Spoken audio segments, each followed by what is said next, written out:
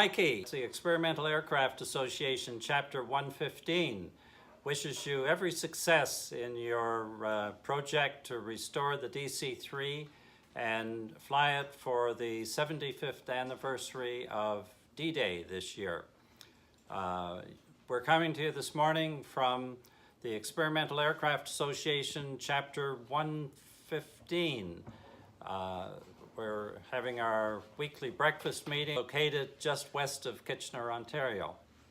We also wish you success in getting the DC3 to AirVenture in Oshkosh. Many of us will be there. We look forward to seeing the DC3 and to hear you speaking at the Canadian Pavilion. And just to prove that we're plane savers, we're going to include a couple of shots of a Jodel D11 that we rescued after its stay in the barn for about 13 years. The chapter picked it up and started the rebuild. We created a flying club to complete the rebuild and to own it and operate it, and we're almost ready to put that in the air. So the Plane Savers from EAA 115 wishes you all success and look forward to seeing you in Oshkosh. Take care. Got any greetings for them?